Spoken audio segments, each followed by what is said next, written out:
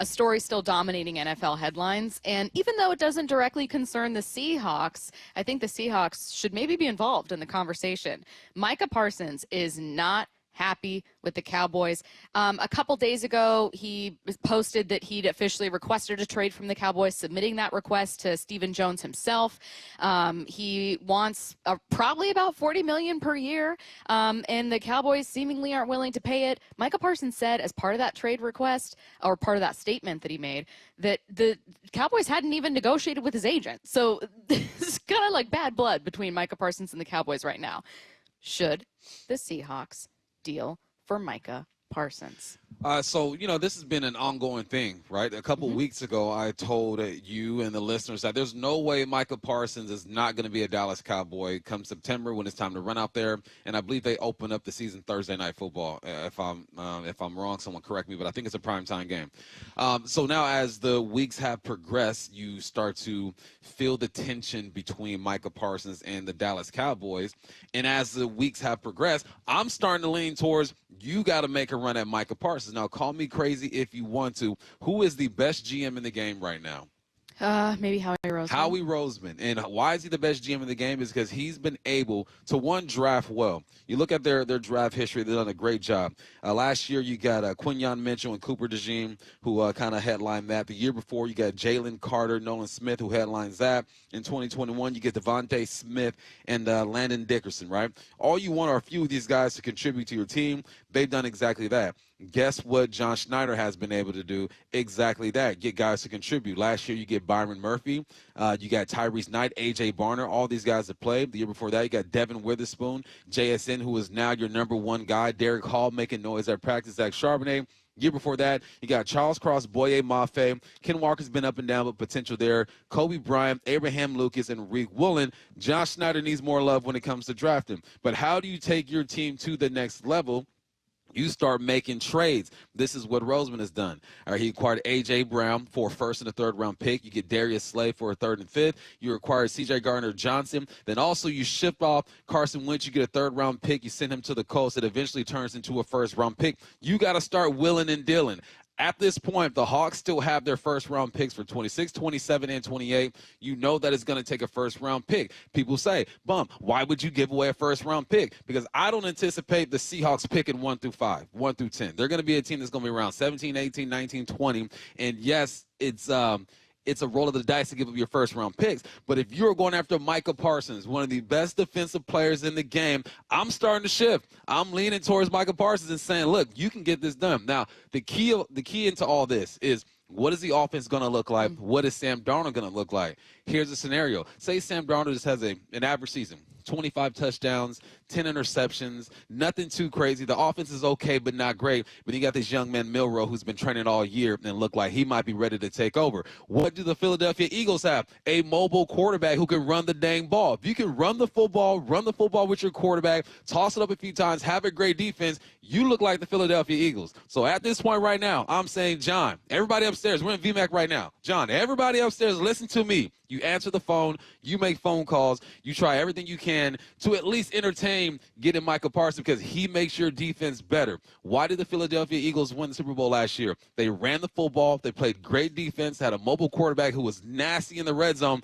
I'm looking at the Seahawks and I'm saying, hey, there's your recipe right there. Let's talk about what a trade package would actually look like. We're going to go to cut number 1. This is ESPN's Adam Schefter. I think if you look at that Khalil Mack package that was once given up for a pass rusher at a similar age with a similar background and similar accomplishments, I think that's what you're kind of looking at right now. Back then, Khalil Mack was traded from Oakland to Chicago. The Bears gave up 2 first-round picks, a third-round pick, a 6th-round pick. So 4 picks for Mack, a 2nd, and a 5th. I think that for Micah Parsons, you're talking double ones minimum. Okay, so double ones minimum. Yeah, I can absolutely see it. Will you have the trade package that the Denver Broncos did for Russell Wilson? No, Russell Wilson's a quarterback, in which case it was 2 1s, 2 2nds. In this case, you're looking at 2 1s, maybe it's a 2nd and a 3rd, but certainly 2 first-round picks. to your point about, hey, the Seahawks aren't going to be picking 1 through 5. They're going to be picking 16, 17, 18. Fingers crossed they're going to be picking 25, 26 or later. Right. You're not going to get a player immediately as talented as Micah Parsons. And maybe people aren't realizing how undeniably talented Micah Parsons is. I saw someone saying, like, oh, do you really need him? Of course you don't fundamentally need Micah Parsons. Why would you not want Micah Parsons? Right. Micah Parsons is maybe the most talented defensive player in football right now, at least top 3, 4. He is better than Easily. any defensive player on your roster, and you have a really good defense. You could have a top 5, 6, 7 defense this year. You've got a lot of really talented guys.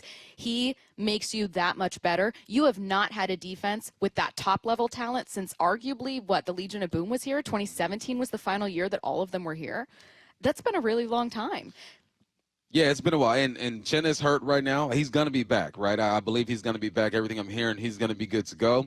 You got the veteran in DeMarcus Lawrence who's going to help development in Derek Hall. You do have Boye Mafe. But if you can get a for sure thing and you can at least entertain it and you have the means, the funds to get a for sure thing, you got to talk. You got to be having those conversations. And I think John Schneider is an intelligent guy, and he's going to do it. Now, is he going to be willing to give up a couple first? I don't know. But he's already been moving in different ways than we've seen before, right? It feels like with Mike McDonald over here, the influence is different. If Mike McDonald goes to John Schneider and says, Micah Parsons takes us to the next level, which he would do with any team, but a different level because he already believes in what's already here, why not do it? Offense has to show up.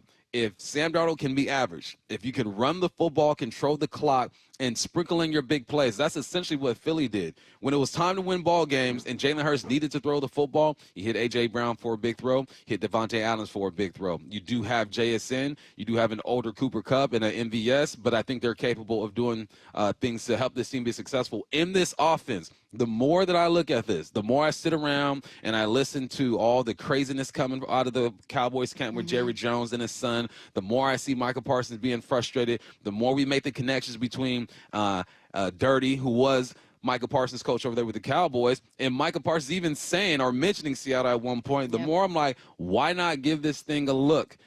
It's all on Sam Darnold in this run game because I feel like the defense is going to be excellent with Micah Parsons. They're elite. Well, and look, barring obviously the Browns trade for Deshaun Watson involving multiple first-round picks, the Seahawks were one of the most recent teams to trade 2 first-round picks for a player. It was for Jamal Adams. Yeah, it didn't work out exactly the way you wanted. Oh, well, but John Schneider has shown a willingness to take those big swings. Bump, throwing a couple numbers your way, helping your point, is that the Seahawks have the 6th most cap space in the league right now. Yep. This is not a team that is cash strapped. They are a team that's going to have to make decisions on some of these upcoming contracts, so there will be a sacrifice that you make somewhere.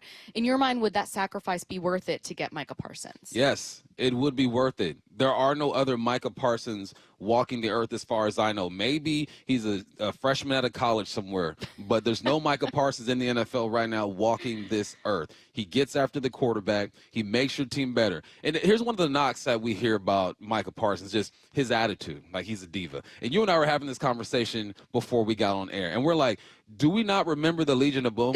Was Richard Sherman not one of the most outspoken people in the world? Did Earl not have an attitude out there? Was Michael Bennett not like kind of different and difficult to deal with at times? Like, this is what you deal with when you deal with the lead players. Most of them, or a lot of them, just bring a certain type of attitude that you deal with because he's a 10. You deal with 10. 10s walk around looking all pretty and stuff, and I'll deal with a little bit of attitude. Different. All right, you just walk different. That's what Micah Parsons is. The more this thing drags on, the more interested I am. I just hope that it doesn't get down to the last preseason game and Jerry finally folds and this is all for nothing. But in the meantime, teams like the Seattle Seahawks need to be kicking the tires on this dude. I'm going to be so honest, too. Like, you know that there's one side of the ball where attitude or personality or ego is absolutely welcome, and it's defense. It's one thing if you're like, oh, this quarterback thinks he's better than everyone. I don't know about that. It's another thing when you're talking about Richard Sherman and you're like, yeah, this cornerback thinks he's better than everyone. You're like, of course he does. Yeah. Of course he does. Because That's how he became so good. You don't go from being a 5th rounder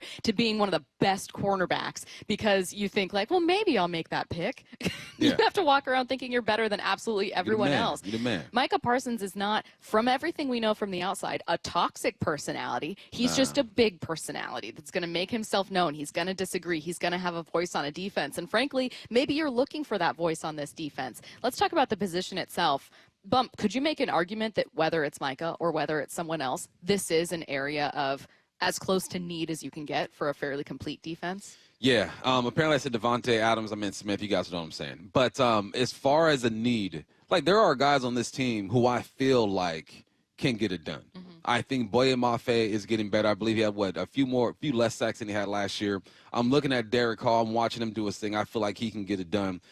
As of right now, the potential with those two are great. They could be double-digit sack guys. As of right now, there are none of those on this team. So why wouldn't you add a guy in 4 years as a pro? He's been an all-pro. He's been a Pro Bowler, and he's like top 3 or 4 when it comes to sacks getting after the quarterback. My guy missed a handful of games last year and still finished in the top 5 getting after the quarterback. The name of the game is to get the quarterback. If you are able to do that at a high clip and be supported in other places, you have an opportunity here. And I'm looking at this defense. I'm looking at Nick Imawari and what he's been doing. I'm looking at Kobe and Jay Love and Reek and Spoon and Ernest and Tyrese and with the defensive line with Byron. This is a talented group. Talent is going to win you ball games. And when you have a guy like Mike McDonald, who is the defensive guru in this league right now, one of them at least, why not give him more weapons to play with? Again, I'm always going to go back to it's all contingent, too, on what Sam Darnold and this offense can do. If you can run the football, be average throwing the football, you have a chance. You got to be the Philadelphia Eagles. You're not going to have a Saquon, all right? There's only one of those walking around, too. But the concept, the philosophy should be the same here. Roseman's done a good job drafting, which I think John Schneider has done, and then he's done a good job acquiring talent, which I've seen Schneider making these moves, and I feel like he's on his way as well. So this is a copycat league. This is what we do. I'm going to look at a team that's doing something that I like. I'm going to look at my squad and what I've done and say, I think we can mimic that, so why not go after it? I have some listener responses. Ready? All right. Someone said, and more than one person has said something like this, so a common pushback is, well, we need a right guard. One of the top things I'm seeing is, well, does he play right guard? If he doesn't play right guard, why would I make this move? That's the biggest need for this team. Because he's Micah Parsons. He's the best defensive player out there. Because this offensive staff believes that they have enough right now to develop these guys because the scheme is different. I'm not in the meeting room with these guys, so I'm not sure exactly how they feel about these dudes. But there's no right guard out there for you. There's no the equivalent to Micah Parsons at right guard out there for you. If there were, I say you go out and get him. You tried to get I forgot his name, but he didn't pass the physical or didn't want to take the physical. Will Fries. You tried to, but it didn't work out because he didn't want to do some of the things that the organization needed to make that thing happen. So, no, there's no equivalent to right guard Micah Parsons out there. Someone else said, I don't want to give up that much, including the draft picks and salary, for a defensive player who's an injury away from being relevant. Everyone's an injury away. This is football. You know who's an injury away? Our punter's an injury away from not playing. This is football. I mean, I understand your concern because it's happened before, and now you sound like Jerry. He might go out and get hit by a car or something like that. Hit by a car. If you live your life like that, when it comes to acquiring football players, you're going to have the most mid-team or below average team every single year. You got to roll the dice sometimes. Someone said too expensive. He is expensive. And but he's worth what the price tag is. He is expensive, and it's going to force you to do something. It's going to force you to sacrifice some of these guys who are up for extension as well. But that's the name of the game. If you want a chance at a player like that, sacrifices have to be made. Someone said no team's giving up multiple firsts and paying. Guaranteed. If he's out there and Jerry wants to make the deal, teams are giving up multiple. It happened with Khalil Mack. It happened with, did Saquon get a couple firsts for Saquon? Anyway, it happens, and it will happen if Mike is available for trade. Someone said we really don't need him. Do you need him? Here's the thing. That's good. I don't think you necessarily need him to be a team to compete for the division. You need him if you want to be a team that's competing for a conference championship with the offense doing the things that they need to do. No, do you need him to be a good team? No, you don't.